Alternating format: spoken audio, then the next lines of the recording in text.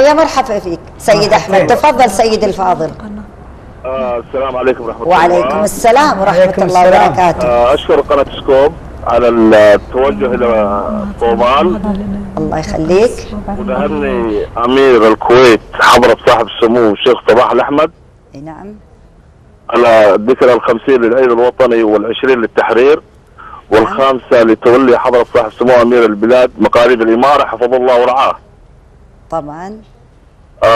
بالنسبة للأخت روضة يعني عم بتعمل مجهود جبار. صحيح. في فنلندا، وهذه طبعا مش بروحها، يعني عندنا نحن الجالية الصومالية في الغرب.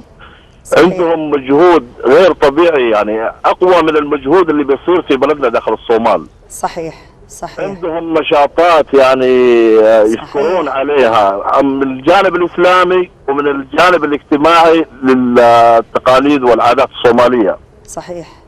ونتمنى للأخت روضة إن شاء الله التوفيق في الانتخابات البرلمانية في فنلندا، ونتمنى لها النجاح. وبالنسبة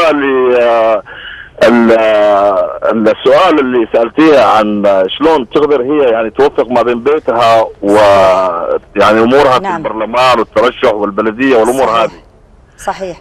نحن المرأة الصومالية أصلا هي العمود الفقري للشعب الصومالي. هي الأم. صحيح. هم يعني الرجال الصوماليين يعتمدون على المرأة اعتماد أساسي، يعني أغلب الشغل في الصومال للمرأة الصومالية. صحيح. يعني في البادية أو في المدينة.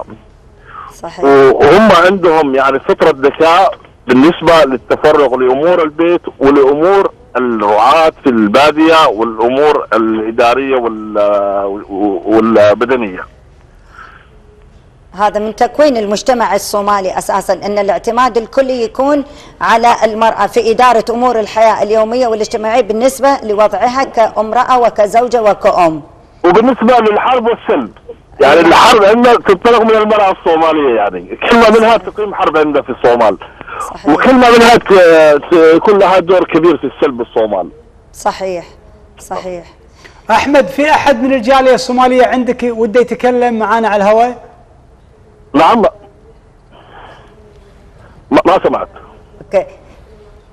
الو.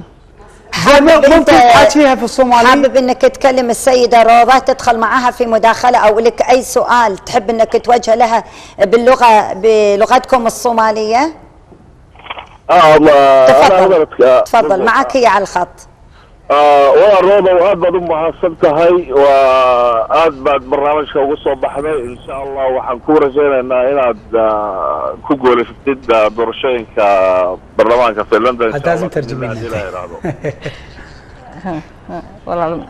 في نقطة أخيرة عندك أحمد ودك يعني تتكلم تقول له حق النائبة. أنا الحين يعني شكرتها على مجهودها ونتمنى لها النجاح إن شاء الله، وندعمها نحن كجالية معنويا إن شاء الله في الانتخابات القادمة. إن شاء الله. برافو عليك برافو عليك. إن شاء الله. حسب مقدرتنا المادية إن شاء الله لو في مجال. إن شاء الله. يلا شكرا على اتصالك. شكرا لك سيد أحمد على اتصالك، شاكرين لك اتصالك.